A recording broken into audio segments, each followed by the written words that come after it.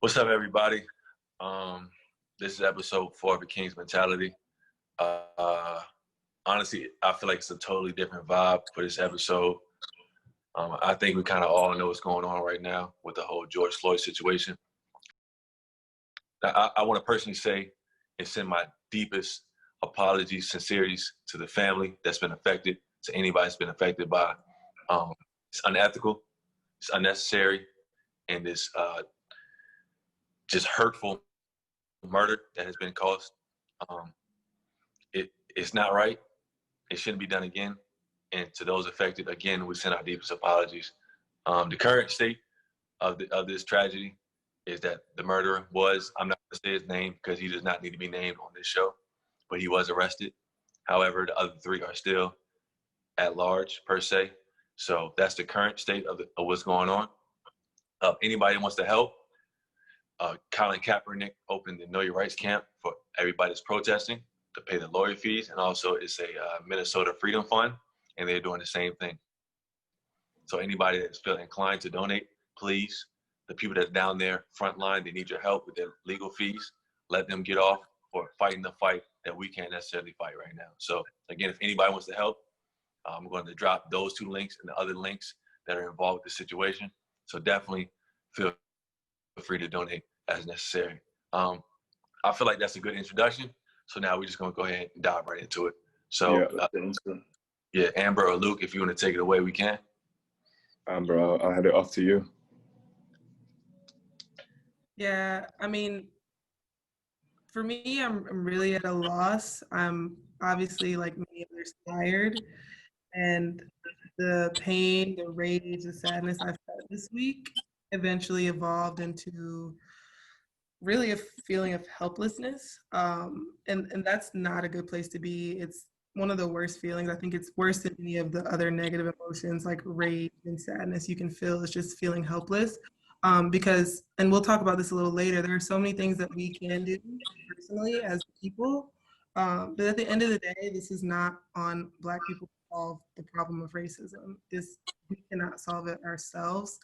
There are things we can do to make steps in the right direction, but it is really on those in positions of authority, in positions of power, to make those changes. So I don't even know. I'm just having a really hard time articulating how I feel and how to move forward. I'm very interested to hear kind of what you guys are feeling, but this is stuff for sure for me. Yeah, and bro, it was crazy. I don't know how to feel. Like, I feel so many mixed emotions of pain, anger, anxiety, sadness, helplessness, serenity. Like, it's so many mixed happy, like it's so many mixed emotions going on right now. I don't know what to feel. And like, I don't know what it is about this one. It's different. This just hurts different. It feels different.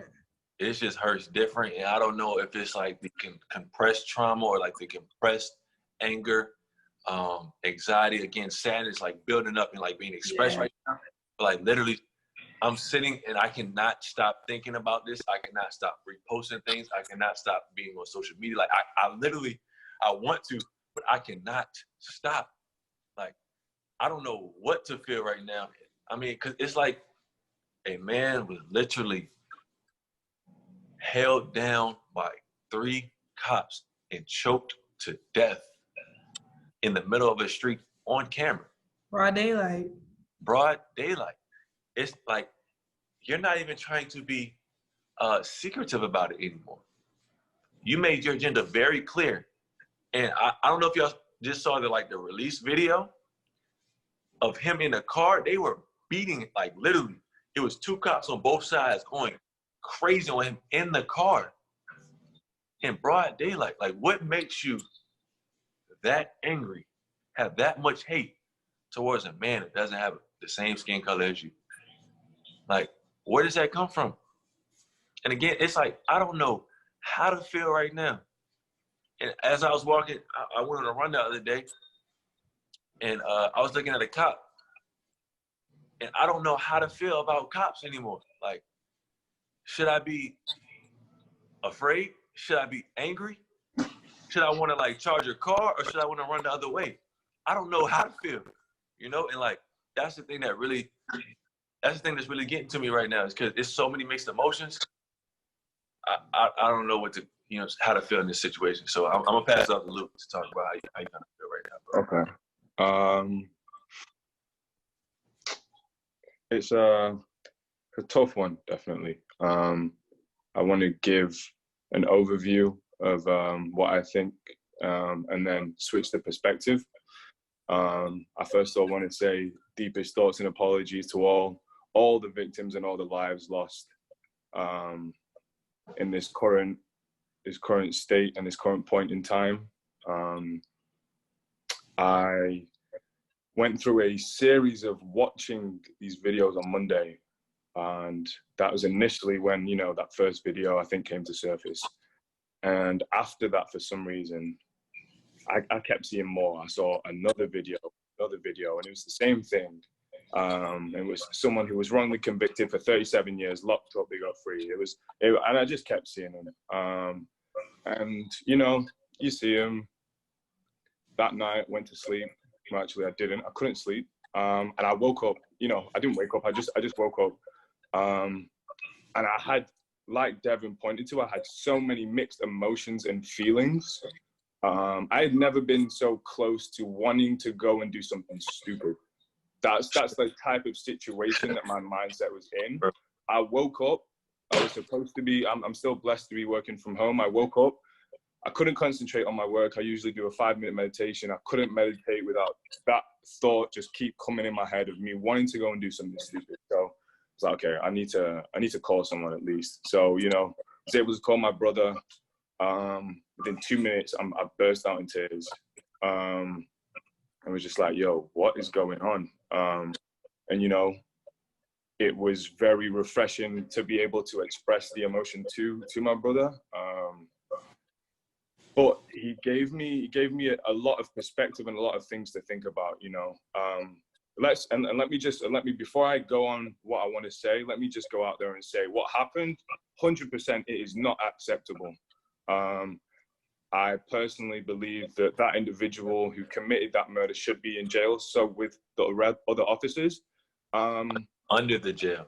No, I'm getting to that. I don't believe in deciding whether anyone deserves to live or die. But I believe if he was in the right jail, things will get taken care of organically. Let's just leave it at that. But the point that I am completely understanding and in agreement with the way everyone is responding. They have the right to respond, but let's just really think about what's going on. Okay, so this didn't start at this point in time. For me, it started when we saw the video of Ahmaud Arbery when it surfaced. Now let's just think about, and I really want to give you guys a different perspective of how we're looking at this. That video was recorded in February, okay? When there was not a global pandemic at that point in time. We were not in lockdown. And it got surfaced in May, the start of May. That's when the video had been surfaced, okay? Or the end of April, correct me if I'm wrong. So this is, you know, the thoughts that my brother was able to help me just think about and really start to rationalize what's going on. Really, what is going on at the current state of America, what we're talking about, and globally. And what we've seen is, how is it that, okay, so now we're in a global pandemic. What does everyone have in their hands? Time. Everyone has so much time to think about these things. And all of a sudden, a video that was recorded in February gets published, made public knowledge in May.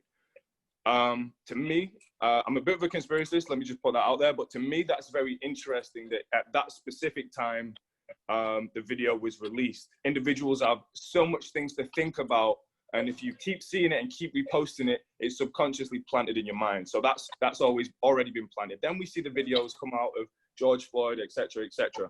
So now let's think about the power of the media. Malcolm X has talked about this numerous times. The power of the media. You have to think the top 1% of the world own these media companies. If they are able to control the narrative, just how they're doing with the titles that they're putting on these news headlines, the type of footage that they're recording at these protests, they have a narrative that they are trying to push, as we've seen. But so you know, from that perspective, I feel like a lot of this has been pushed on us at this specific time. Why? Why is that? To divide us, that's my personal belief. I believe that there is a certain elite new set of people, whether it's the hierarchy, whatever you want to call it, who don't believe in unity, that believe that they have control by being able to divide individuals and the human race. And they have done so. They've used the race card, oldest trick in the book. They've used the race card. They've used the race card in a very effective way, because racism does exist. It's not like it doesn't exist.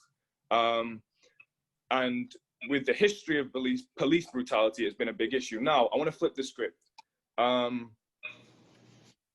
It was very hard for me to remove my emotions from the situation, but I really challenge you guys to just think for a second about what's happening. So the whole issue that we have are that Black lives are being lost. African-American lives are being lost, okay? And what I want to touch on that point specifically is because we have a movement called Black Lives Matter. If we were really about this movement, and again, just bear with me on this, we're looking at the big picture. Out of, I couldn't get any up-to-date statistics on this, but over, let's say, over the last decade, the number of deaths that the police are responsible for in relation to African-American males are 10%.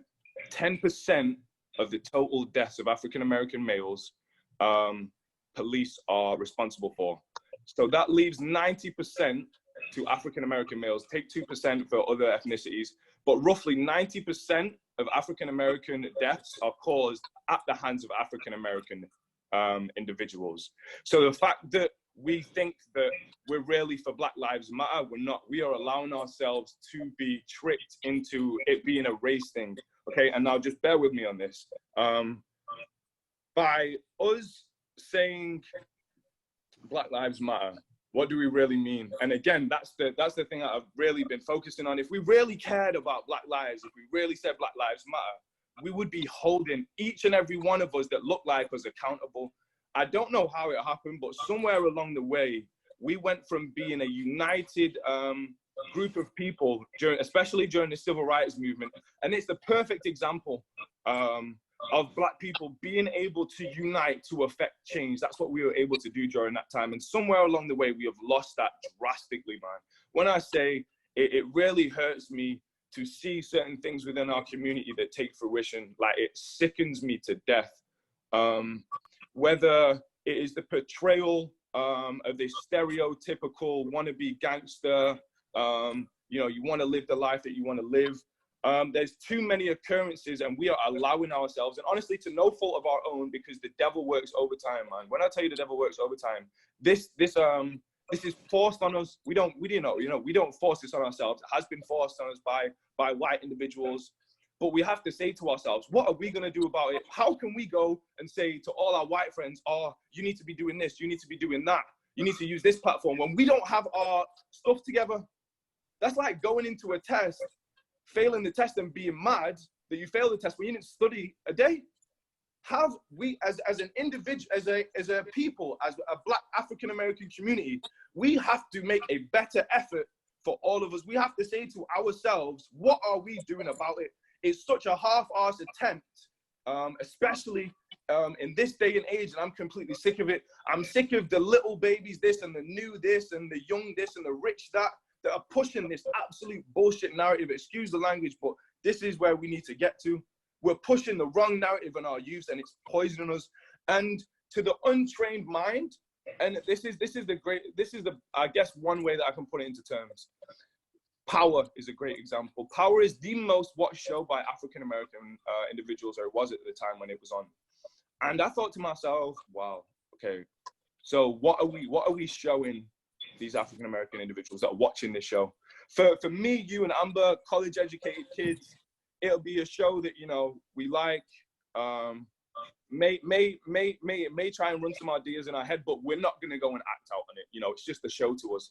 But living in East Harlem and seeing these kids walk down the street with $250 shoes with nothing else to their name, and really trying to live up to that stereotype is a big issue for me.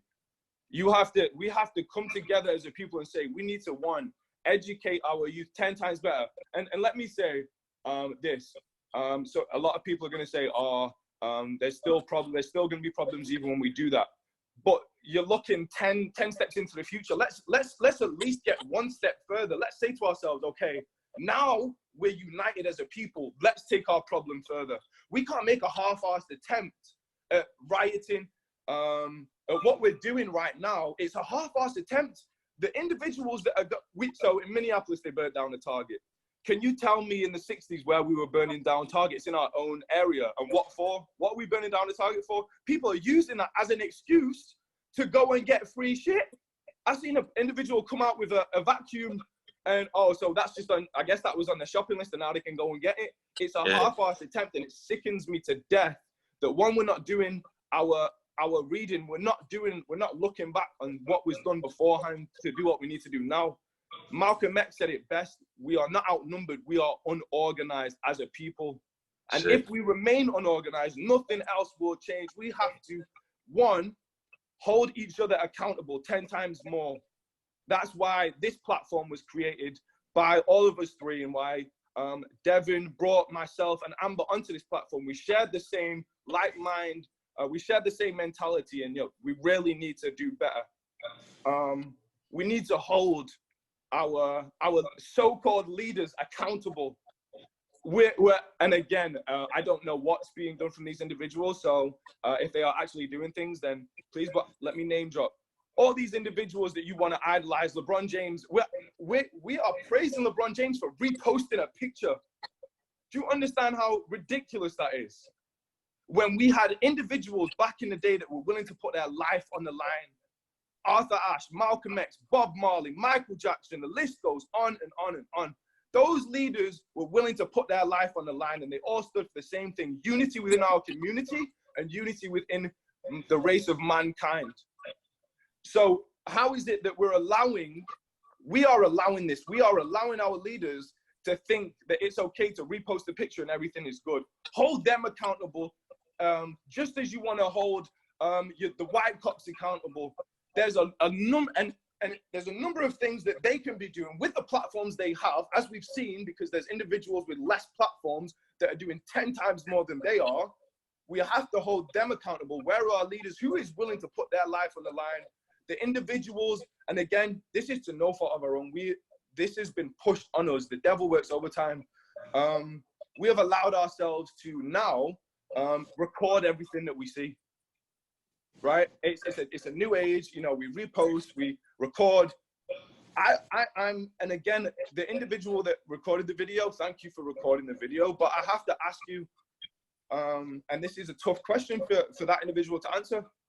At what point in your mind did you think it was okay for that to happen? And and again, fear, whatever the case may be, might be running through their veins. But I want to know, for all of you individuals that are reposting, want to go out and protest, who is willing to put their life on the line? I had to ask myself that question. And for being point blank, period, at this point in time, I had to say to myself, all right, it is what it is. As if I see, and this was very different scenario. Me and again, this was all stemmed from me being able to have that conversation with my brother. He said, if he saw a police officer harassing a black individual, no questions about it, he would stop that from happening. We've allowed ourselves to record it and think it's okay. Who's going to be willing to take that beating with George Floyd, or with whatever the case may be? Who's going to be willing to say, who's willing to get shot at the attempt to make things better? And now it's a question becomes, well, why does that have to be the case? And we can get into that in a minute. But at this point in time, we have to say to ourselves, who is really about it? Who is really, do people know what a revolution means? I don't feel like we do. I don't feel like we've done our history on what a revolution truly means. We were given a half-assed attempt of walking down the streets, not knowing why we're actually protesting. And I think that is such a big issue. But within our own community, we need to have our shit together before we say, you guys need to do better. How can we be asking them to do better when we're not doing better ourselves? 90% of African-American lives lost at the hands of other African-Americans. And by the way, let me just again reiterate what's going on. Let Amber get it. I was gonna say, I think that's part of the problem though, because our lives are being lost, period. And for anyone to say, actually, I need you to be perfect before you come tell me about your problems and demand change, to me, yes, I acknowledge, I understand that people in the Black community, need to do better, live up to better standards. But at the same time, have you seen on the news the types of people that are out there who are white, I was going to get to that. uneducated, ignorant? And so for you to say that, well, Black people can't be human or can't be uneducated and can't be unorganized before we are, I guess, issues or strife is valid, that's where the big problem is. It's like we're expected to be perfect before anyone listens. And I don't know about you, I don't know any white perfect people, I don't know any brown perfect people, I don't know any purple perfect people. Mm-hmm. And I think that is the core of the problem. It's Okay. me, I can go to the best school, I can speak the most articulate English, the Queen's English. Oh, I wow. present myself in a way that is the most non-threatening. And me, I'm 6'4", I'm a Black woman, 6'4". That's very difficult for me to do. Definitely. Soften my voice when I talk on the phone. But at the same time, like, is that what is needed from me? Do I need Right. those things for you to listen and for you to care about my life? Do I have to be a perfect human being for you to care about my life? And that's really the issue. For Black people to be cared about, we have to be. Mm-hmm. You hear stories about Black people who are whatever, Harvard educated, this, Yeah, it's tragedy. definitely Black so. people who are uneducated, who work, blue collar workers, who may not speak the best English, who may have a few misdemeanors on their record, people don't care. Yeah, And that's where a the good problem point. is. It's you can't hold Black people to a standard you're not holding everyone else to and say, well, if you want us to listen, try harder, get educated, get organized. Like I get it, but at the end of the day, you went to this that 1% who controls things. This country's run on social, political, and monetary capital. Right. How much of that do Black people own? Yeah, I couldn't even tell you the percentage. How much of this can we really actually control? And I think there is a case for us to be very strategic and make moves to gain more social, political, and monetary capital. And that's why for instance, we'll go to LeBron James. Yes, he's reposting, but he has gained so much social and political and monetary capital. We have no idea like the power he has, or if he's like, this is a long-term game. This is not a short-term game. Because Mm-hmm. somebody like Definitely so. Muhammad Ali can get to a point where they have so much power and so much influence, and then they say this one thing, and that's knocked down, and that does a whole lot worse for us than them, raising their fist and saying this thing and getting shot down in the streets. Like there's a Absolutely. fine line and a very careful balance that a lot of people, Black people in power, have to walk, because they're in those positions of power for a reason. They're not in those positions of power because they were out in the streets throwing bricks into cop cars, Absolutely. their lives on the line. That's not why they're in those positions of power, and they will not keep those positions of power if they do those things. So I think that's where we have to think about, and I admit myself, I'm not informed enough to be able to speak on it, but like, is there any greater strategy from the 1% of Black people that is going on to continue to build that social, political, monetary Right. capital? And there's some sort of long-term play, because these are short-term things. Like Yeah. there's going to be a new person. Like Absolutely. if our best leaders and our best, our brightest, our most in touch with the 1% of white put their lives on the line every single time something happens, then where does that leave us in the long run? Right. So that's something I've struggled with, and I don't know the answer. There is no clear answer, but Yeah. I just think it's unfair to say that all Black people have to do better, because I can do better, you can do better, you can do better, but at the end of the day, there's always going to be an uneducated, poor Black and white person. Like Very if you true. look at crime rates, and if you look at crime rates related to class, they're about the same. Like That is crime and all the horrible things that Black people, it's a poverty thing. It's not a Black and white thing. White people who are in poverty do the same things that Black people who are in poverty do, Definitely. but we are obviously disproportionately in poverty. So Right. that's kind of my take on it. it's a tough subject, and So definitely so. Good, but hold on. Let me, Let me tap in, bro. So as far as like your people in power, right? So you have to have, in my opinion, you have to have two classes of people, right? You have to have the people on the front line. You have to have the people that's financing it, right? Yeah, I was gonna get so to it. your people that are frontline, or the people that protest, the people that are throwing bricks, the people that are burning down buildings, the people that are doing the peaceful protests, however you want to call it. Those are the people that are on the front line. And kind of like Amber said, like your LeBron James, right? I think I just saw he has almost 70 million followers on Instagram. You need to be reposting. You need to be making these posts. You need to be starting funds like Colin Kaepernick. Okay, if I can't be on the front line myself because my name is more valuable, I need to be paying for these people to get out of jail, right? That needs to be the narrative. That's why I wanted to push that Minnesota Freedom Fund so hard. Like, yo, Right. I can't be in Minnesota, but I'm at least try to pay for somebody that's down there fighting for it to get out of jail for free. Absolutely. So it needs to be two aspects. And as far as us, bro, like, and kind of Amber said it itself, like the economic class, bro, they put so much emphasis, black on black crime, black on black crime, black on black crime, bro. crime. Poor on poor crime. Look, we learned this ourselves, bro. Maslow's 5 theories of need. Psychological needs, your first need, food, water, shelter. If you don't have those, nothing else matters. I am starving. I'm going to do anything I need to get food, water, or shelter. So yes, I might kill somebody else. Yes, I might rob something because I am literally starving. Bro, look at the economic numbers, bro. We are literally trapped in ghettos. Of course the crime rate is going to be higher, bro. We poor as shit. Absolutely. We're poor as shit. And as far as you go like to the media, I will say this, bro, like the music is trash.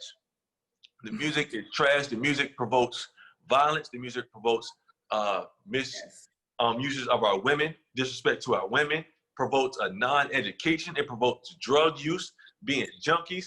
Bro, you have people on their album covers. Future made a whole song about popping Xannies, Percocets, Oxycontin, and every other drug known to man, bro. Yo, when I had my surgery, they put me on all that shit. Oh, it's scary. I was on the same thing. I took that for one day, bro. I took that for one day. I was so drugged up, I could not move. So yo, I will go through all this pain, but I'm not doing that shit. But these are the same rappers that are talking about that. I'm so high, bro. I don't know where I am. So tap into those drugs with the influence. I'm gonna kill it. I'm gonna kill somebody. Exactly. Like, come on, bro. You drugged up and you have the influence to kill somebody. What do you think is gonna happen? And of course, since we don't own these record labels, these big white record labels, they're gonna keep pushing it. Pushing it. There are so many artists that are pushing positive narratives, but have you seen them get signed? Like, no, who's signing the checks, right? No, because those artists, aka Nipsey Hussle, right, pushing entrepreneurship, unity in our community, right, black ownership. Guess what they do? They get killed. Tupac, community, revolutions. Yo, we're not pointing guns at each other no more. We pointing guns at the opposition. Guess what they do? They get killed. So they made the narrative, no, we're not putting out positivity. No, we're not putting out ownership. We're not putting out none of that. We're putting out the narrative. We want to drug you up. We want you to disrespect your women. We want you to get them pregnant. Don't take care of your kids. We want you to kill each other and keep that narrative moving. So yeah, bro, I feel you. Like it is a disconnect in our community, bro, but it's a lot of stuff that, and even to slavery, bro, like going back to that, to not even trusting a man, to the disproportionate of our families, to the taking the black male out of the home, to the anger and anxiety that goes on in the home, bro. Just think about it. If you do not have a loving home, you do not have a well orchestrated upbringing, how can you love yourself, bro? If your mother and your father don't like literally love you, you will never learn to love yourself. So how can I start a business with another black man if I don't love my own blackness? Absolutely. How can I trust another black man if I don't even trust myself? I don't love myself. Absolutely. Bro, so in response to both of your points, completely understand where both of you are coming from, and I agree with a lot of the points that you made. The issue that I have with Amber, what you were touching on, and Dev, you touched on it too. I personally, my personal opinion, don't even feel we are and again, I am not asking for perfection. I agree that is unattainable. We shouldn't be held to that standard as other races are not being held to that standard. But I personally believe we are not even making an effort. Not making an effort. We're not trying. At least try. Let's at least say to ourselves, okay, we really tried. Then we can go, okay, now we've tried, it's not worked. Let's move forward. Go ahead. I have a question. So trying, and so what does that actually look like? So I know like we have a sense of like, we need to do this, we need to do this, but tangibly, if you point out someone in this protest or in this situation that you say, you know what, that person's not even trying. What does not trying look like, and what does trying look like? Because I think there are people who are trying very hard to survive day to day, and that's in the way of trying to be a model citizen sometimes. Right, definitely so. So with trying and not trying, I'm not relating this to the individuals that are protesting. I think those individuals are trying to do what they know best. What I believe it comes down to are individuals like you, me, Devin, the African-American individuals that have had the blessings to be educated, that are not doing their job in reaching back whilst they are climbing, when I mean climbing, progressing as Black individuals. All three of us are in corporate America.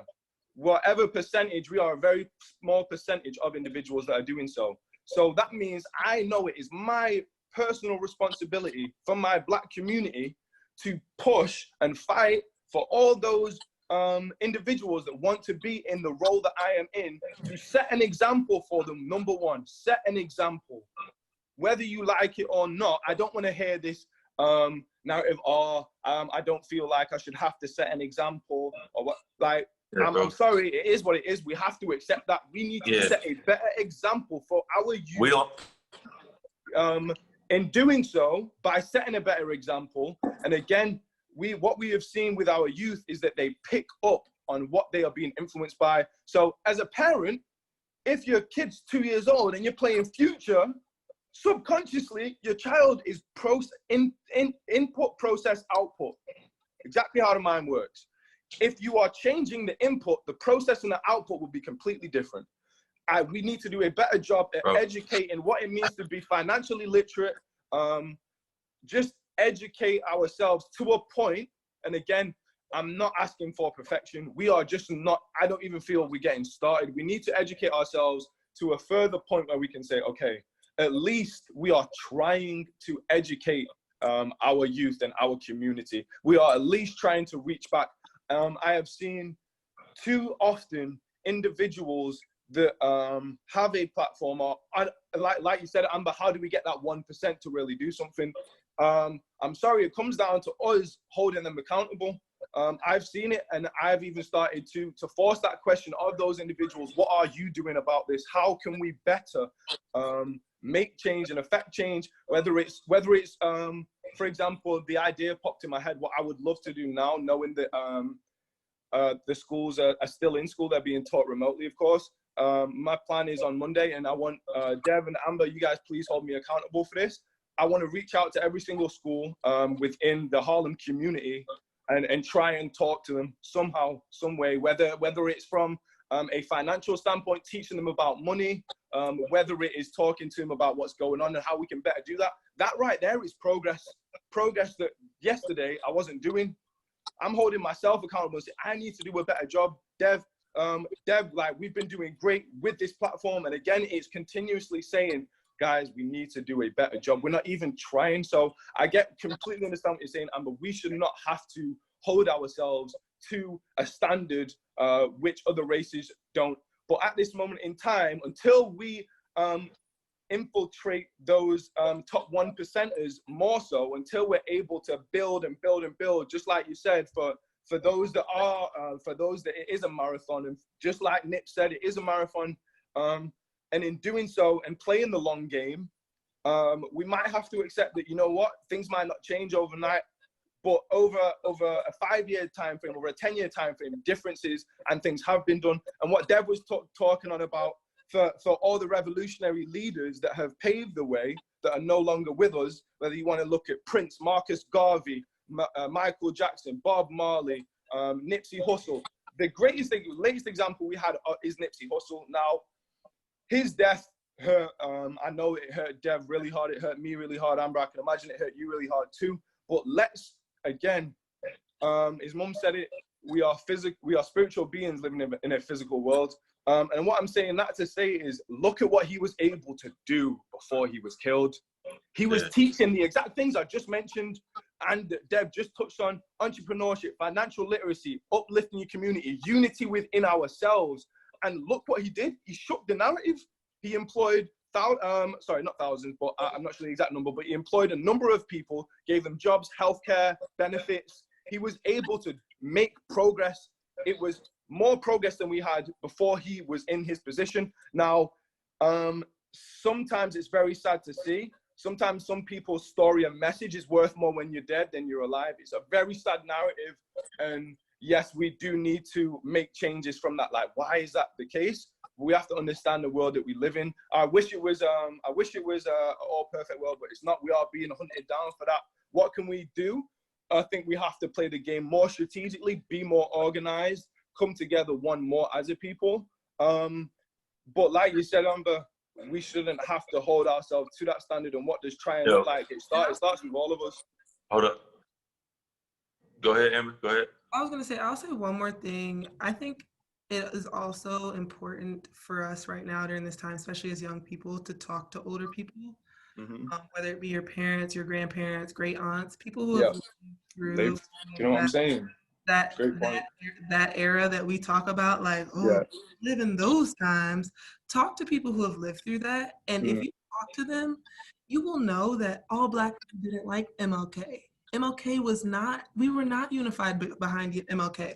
We look back nostalgically about it because he has become this figure, and people. There's a reason that MLK has become the figure and Malcolm X has not. We look back at that time and we say, oh, we were all so unified then and we made so much change. That's not the case. We were not unified. There were people who hated him. There were people who thought MLK was doing the worst possible thing. There was split between the MLK and the Malcolm. It's never been one for all for one. It has never been that way. And I know we like to look back and kind of fantasize about those times, like, oh, look at all the progress that it made. He made a ton of progress, period. But to say that to look back on that and say we need to be like that, if you talk to people who actually lived through that, people were not unified. There were people just like today who were like, I'm gonna stay silent because I got a job at the grocery store over there and I gotta pay my bills. So MLK needs to just keep that over there. The same thing was happening back then, and the same thing today will continue to happen. I believe this is going to be a slow progress. If it were up to Black people, I think it would have been solved already. I think we're fed up, we're tired, we're angry, we're hurt enough that if it were purely up to us, it would have been solved already. But it's not, and I think we're making a lot of headway in terms of getting that social capital, that political capital, but obviously it's not enough, and we're not there. So that's how I try to frame it, because if you think about it and you think about how long this has been happening, it's very depressing. Like, it can put you in a really bad place, and that's where I've been for a week. But also think about LeBron James, and I know he's probably not in the top 1% of white wealth, but he's a pretty public figure, and the fact that we just need to use those platforms and be hopeful that, hey, we have these platforms, and be hopeful in the long game, I think is where we have to be, because when Joe Biden gets voted in, do you think the police killings are all of a sudden going to stop? No, absolutely not. So it's like, and then just go ahead. Yeah, so I gotta say two things on that. So one thing that we need to do, we need to I guess highlight what real men and real women are, and like who our real leaders are, and who to influence our children to look at, right? Separate the fake from the real and the real from the fake. Yeah, so we know our athletes, we know our entertainers, but how many of us like really know who Robert Frederick Smith is, right? Exactly. The billionaire who is calling banks to get money sent to Black businesses, calling banks to make sure it's the healthcare, that is being provided to these low economy Black areas, right? How many of us really know who he is? Exactly. Not too many, but we know who the athletes are. We know the entertainers. We can sing every rap lyric to a song. Yeah. but we can't quote any quotes from Think and Grow Rich. We can't quote any quotes from any good books, but we can rap every song, bro. So like we need to reorganize and I guess recalculate who is a real man and who is a real woman, bro. Like all our women right now, hot girls, you know, I mess with him, I take his money and da da da da. What about the Jill Scotts? Thank you. Standalone You know, topic. huh? I said we need to make this like its own episode about, you know. Yeah, we'll turn that into its own little episode. But in response, hold to on. Sorry, go ahead. Let me touch my second point. So yeah. Like what about the Jill Scotts, right? Like what about the Erykah Badu's? Like let's go back to the 70s when they were talking about love, man. Like actually go back and tap into some 70s love music. Yeah, yo, some Teddy Pendergrass, some Luther Vandross. Hey, go talk to him. Go talk My to name him. is Charlie. They love their women How back. you doing? Yeah, yo, like let's go tap into that, bro. Like that was a generation of love, loving our women, loving our men. Now it's not. I'm gonna have sex with him. I'm gonna take his money. I'm gonna treat it like a. And I'm gonna get rid of like what? It's the little stuff. So we need to reorganize what and who we need to listen to, and also the people that we do listen to. We need to hold them accountable, yo. We've been streaming your music for a while. We've been buying your shoes for a while. We've been, buying your Fashion Nova code for a while. Right. What's up? You know what I'm saying? And what's up, yo? Put it in action, bro. You can't do all the talking. You can't want support and don't. And again, because you have your frontliners, you have your finances. We're giving you the money. We're gonna fight this fight, but you better pay for me. Right. Like, and that's the thing, yo. So again, we need to reorganize what's real and what's not, and the people who have these platforms. And again, bro, like honestly, bro, I love what LeBron's doing right now, bro. Like, yeah, he has a whole school dedicated towards bringing low-income individuals and literally dragging them from the hood and taking them to college. Right. So, bro, like I understand, you gotta look at the plethora of his work, especially since, bro, we just had a whole series on Michael Jordan. What did he ever do? Yeah, I was gonna get to the words out of my mouth. You can't knock the ones who are trying to do something, even if they're not doing the most, right? Even they could be doing some more, bro. He is trying. He is doing the best that he can with his platform, bro. He is touching every person. That's 70 million people that follow that man. Yeah. Right. Yeah. And bro, I was just sitting in the park today. I was sitting in the park. This white lady came sitting next to me, right? They were protesting. Hands up, don't shoot. She's like, what does that mean? I'm like, what? You don't know what that means? She's like, no, I've never heard that before. So it's literally people that have still never heard or don't even know what's going on, bro. Because again, like you said, these white 1%, they control the media. Yeah. So you can't, bro, I know you can do more, but you can't get mad at the fact that he's saying, yo, LeBron is literally reposting Malcolm X by any means. So like, I was getting to it. So just to touch on that, that was just the example that I was using of someone that has a platform. I was going to go back and touch on that. I'm not in LeBron and saying, LeBron, you need to do better. I want to use that. The reason that is a perfect example, because he has said to himself, you know what? Instead of me being that guy that everyone sees in the media, yada, yada, yada, let me switch the narrative. What did he do? He said, education is key. If we educate our youth, ladies and gentlemen, do you know what we can accomplish? Bro. Do you know what we can accomplish? The blueprint is right there for you. And he is able to do that with his platform. Hats off to the brother for doing that. And he said it himself, the most important thing he's ever done in his life. He doesn't care about winning championships, yada, yada, yada. That is the most important thing that he has ever done to his life. And, with that, what you have to say to yourself is, okay, he's done that. Hats off, applause for him doing so. There's more. We need more people like that. More people to take a page out of his book and say, okay, you know what? I need to take a page out of his book and really see what I can be doing to educate my youth. And then just going back to what you were saying, taking it back to those days where we had we've just become lost along the way. We've become lost. I don't know when it happened, but at some point we just became lost. So I would say it was like that 70s like after the Panthers, after the civil rights movement, we got a sense of contentment, right? We got a consent. Huh? We said? I said, yeah, we thought, oh, we're good now. Yeah. Like we're good now. A little bit of relief. Good. We don't have to do anything. So I think it was a sense of contentment. And I'm gonna even take it a little bit further. Since some of us started getting money, they started separating. Like some of us started separating for the cause. Because think about it. In the 20s and the 30s, everybody was black, everybody was struggling, nobody had money, right? Yep. Now it's like the smart ones, bro. And again, I'm gonna repost this on the page, but I got to. It was like the liberals, what they'll do, they'll take the smart ones, give them jobs, take their identity from them, and they're no longer connected, right? It's what happened to HBCUs. Like as soon as they integrated schools, HBCUs were. It was a brain drain. It was a brain drain. Literally. And and that's the thing. Even the sports, yo, like back in the 30s and the 40s, Morgan State used to have 80,000, 90,000 at their football games. Right. Like how what's the top school? How University of Texas or all of that? How they have 100,000? That was Morgan State.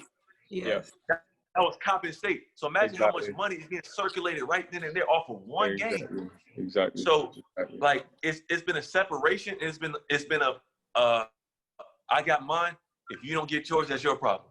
We've gotten tangled up in their structure and their society that it's hard to now say, okay, how are we gonna do this on our own now? Because we've gotten so intertwined. Mm-hmm. That starts with integration, right? Like once you say, okay, black, athletes can go play at Texas. So that's when it becomes like we start to lose our power. Like, yes, integration, equality, all great things, but at the same time, gotta keep it in house. Segregation, the best of black stayed on the black side of things. Exactly. And there was tremendous power there.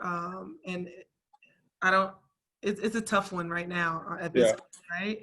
Yeah, and in response to that, like, can you imagine, like you just pointed out, if Zion would have went to a HBCU, can you imagine? Black players went to HBCU. The exact point I'm making. Can you imagine? And this goes back to it. For example, just how we've been saying, like we believe that we don't have as much power as we thought we had.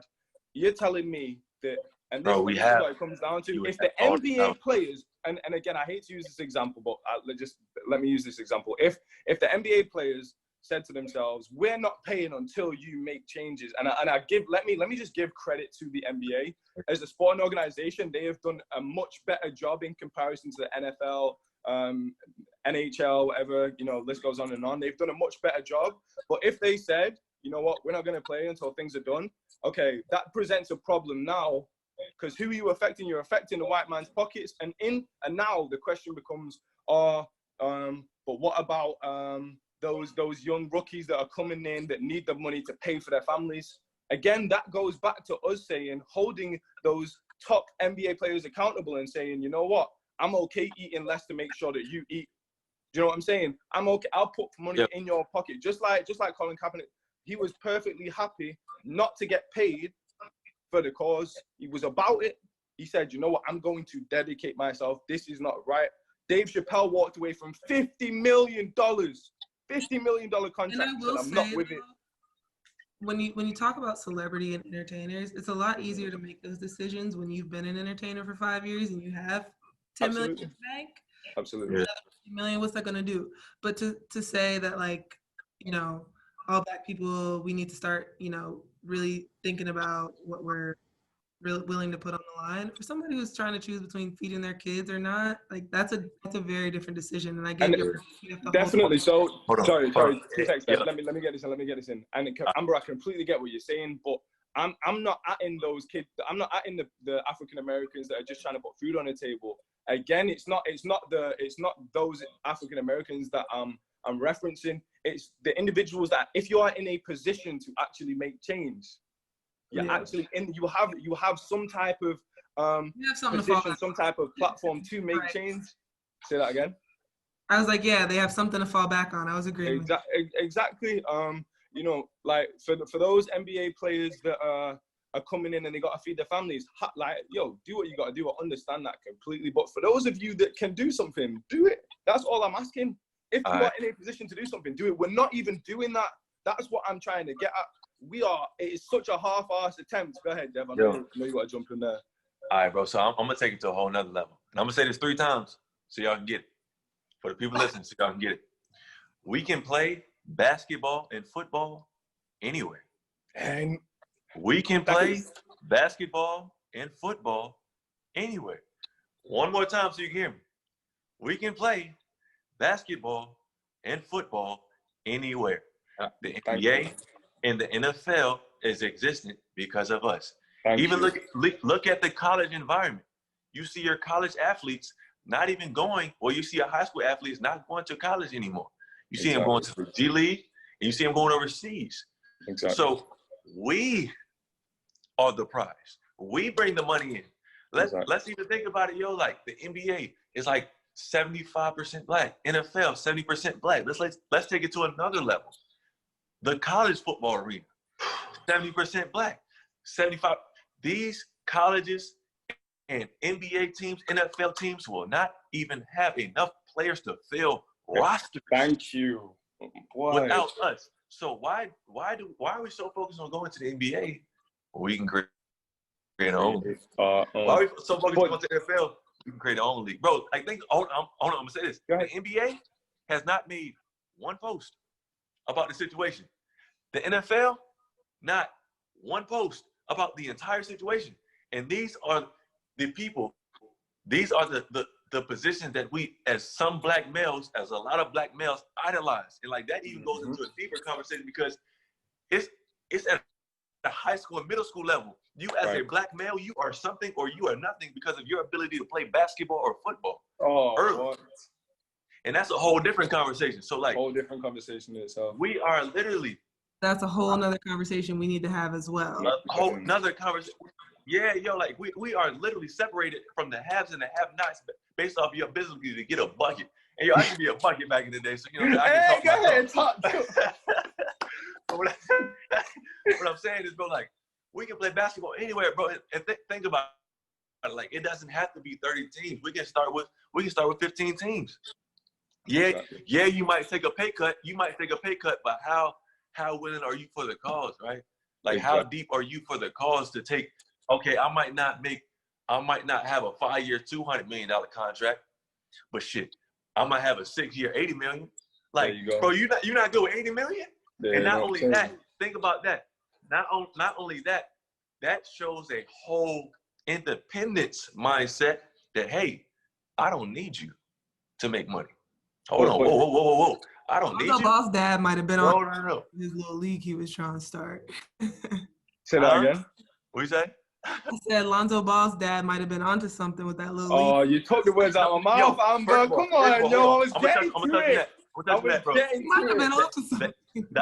Yo. The idea was brilliant. Execution was terrible. That's execution. Yeah. Terrible. As we've seen, Ice Cube, what he's been doing, bro. Hats off, man. Like the 3-on-3 tournament that he's been trying to start, absolutely amazing. Hats off to you. But what does it start with?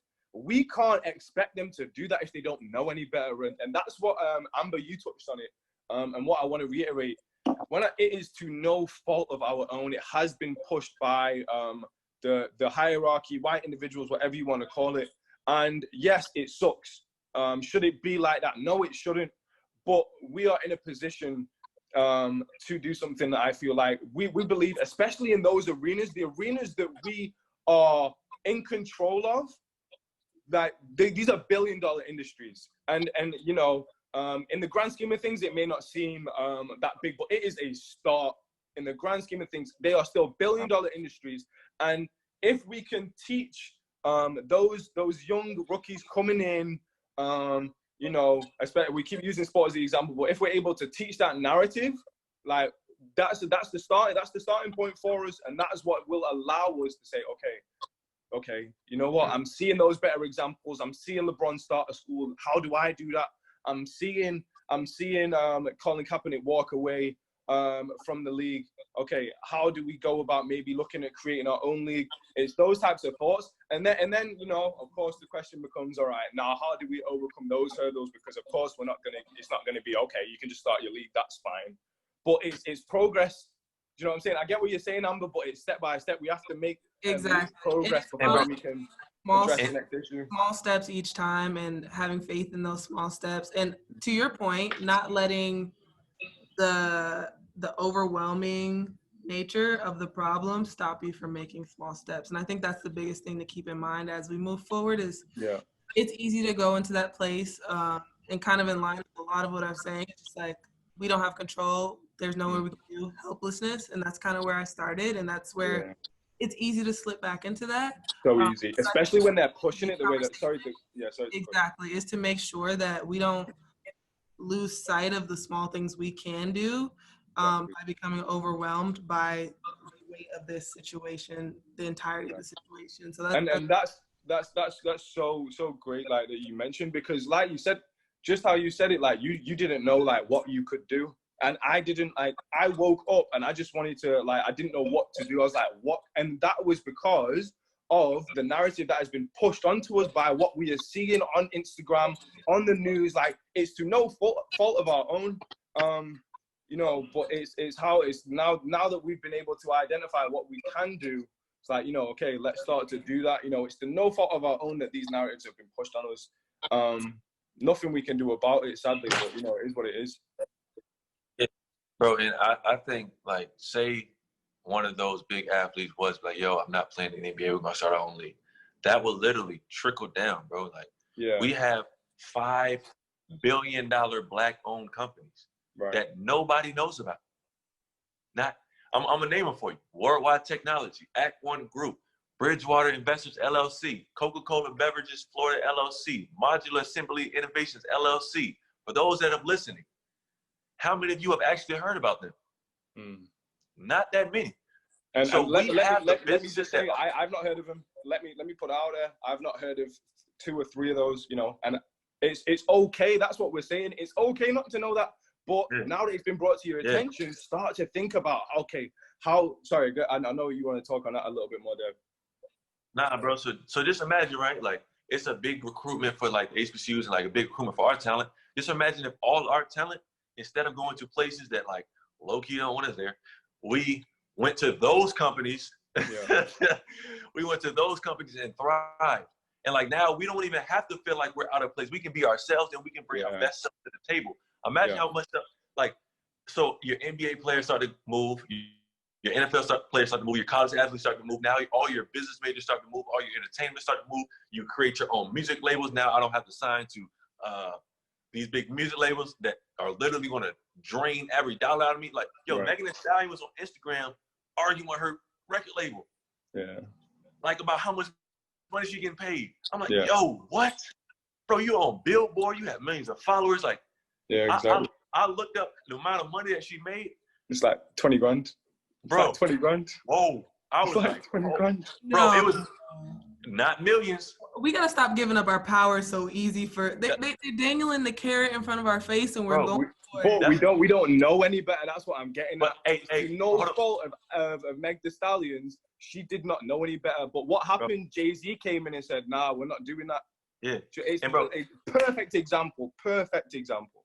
And kind of touching your point earlier, Amber, like, she got to feed her family.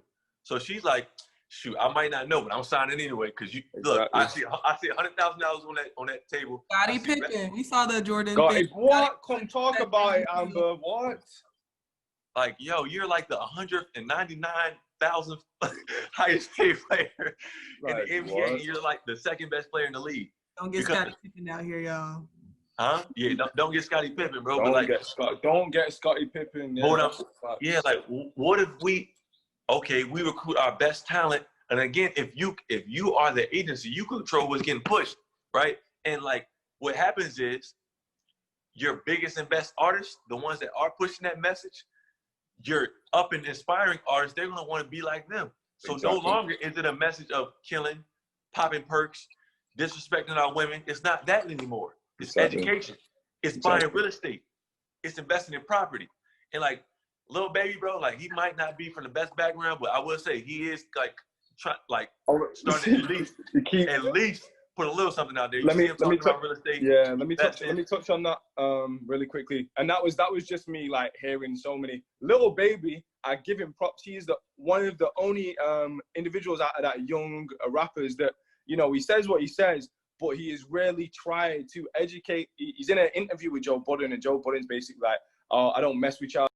Excuse the language. I don't mess with y'all young. You know, I just can't resonate with you." And it's like, yeah, I hear what you're saying, Joe, but look at like how can you be saying that? Like you're giving up on us. Like it's how can you?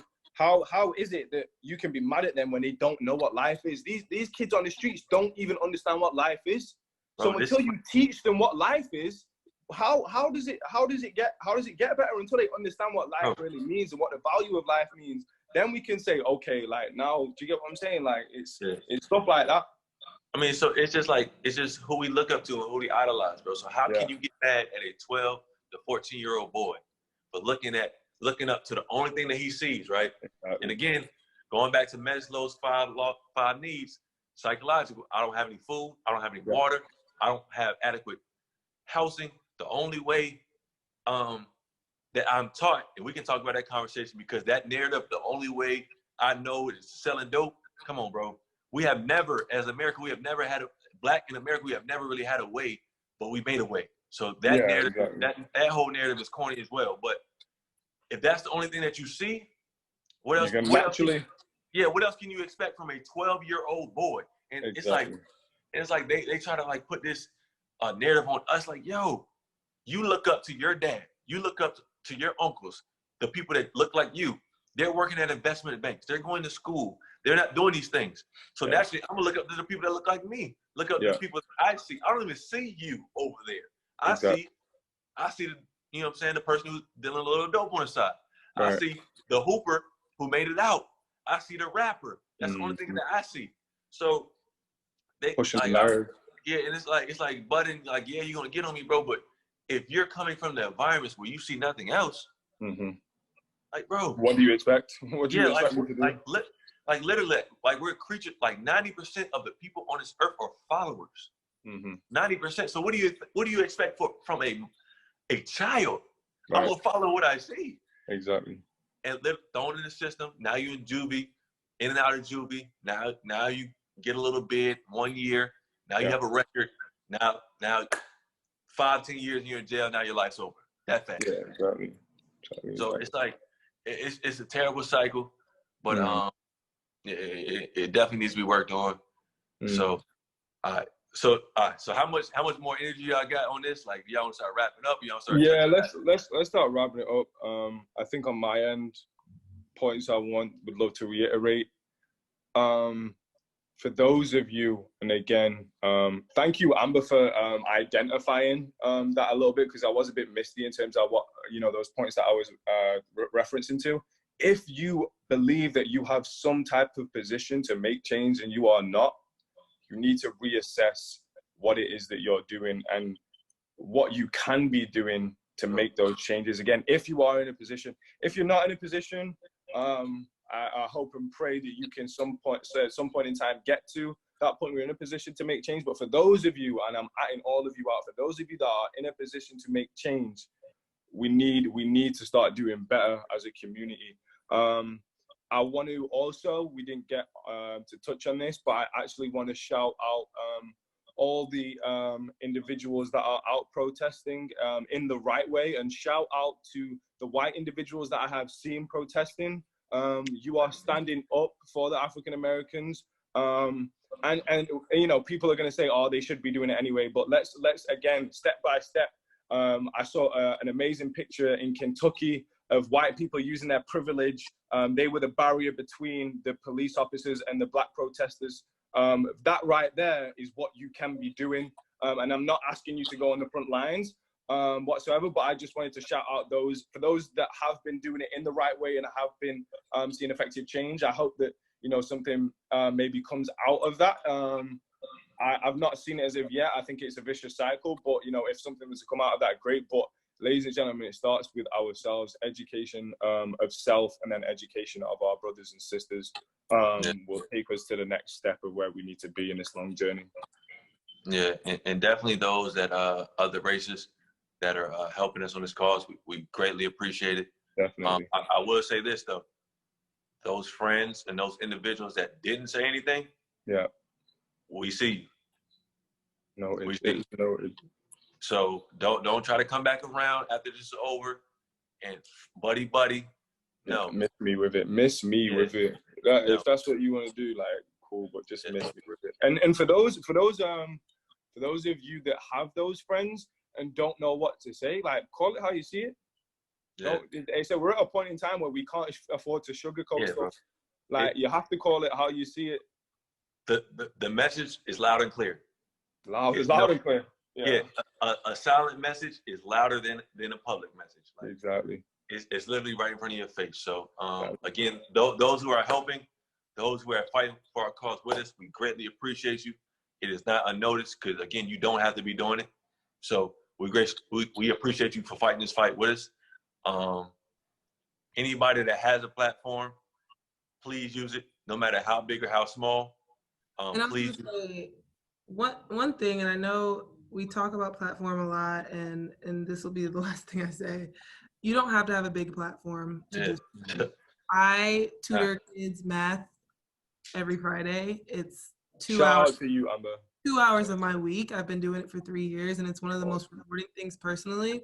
But I know I'm making an impact to make sure that kid doesn't fall behind and fall into the same cycle. So you don't have to have 1,000 followers on social media. You don't have to be an athlete. You don't have to be anything. There are organizations out there today, and I know a lot of times we get our entrepreneurial spirit and we want to start something grassroots and start it on our own. If that's not for you, you don't have to do that. Don't feel exactly. There are hundreds, thousands of organizations out there doing the work right now, and are just looking for an hour of your time. So I would just say, like, yes, it's a big puzzle. We're not going to solve it in a day, but figure out what your piece of that puzzle is. Right. And just be consistent with that small piece, that 2 hours a week. If that's what you can be consistent with, do it, but do it consistently. That's all. Absolutely. And that's that, Dev touched on that earlier, is like, there's different areas where we need people, where we need help. Like, we don't need everyone on the front lines, right? And like, we need some people in corporate America being able to affect those changes, or, those entrepreneurs, or those just like yourselves being able to tutor. Like, there's different roles and different things that we need that can make this better. So that's definitely a great point that you touched on. Yeah. So definitely anybody, whether, again, no matter how big your platform is, how small your platform is, anything that you can do personally or tell somebody around you to do, right? Bring a friend with you. If you want to fight this cause, bring a friend with you. Starts with bring somebody with you. So definitely we appreciate it. We're looking forward to collaborating with any of you all in the future. And again, this episode was dedicated to Breonna Taylor, Ahmaud as well, and the family of George Floyd. So again, our deepest condolences to you all. We send our prayers to you, and we wish you the best during your time. So I think this pretty much wraps up episode 4 of King's Mentality. It was a different one, but it was definitely, it was a good one, and it was necessary. So see y'all soon. Thanks for tuning in.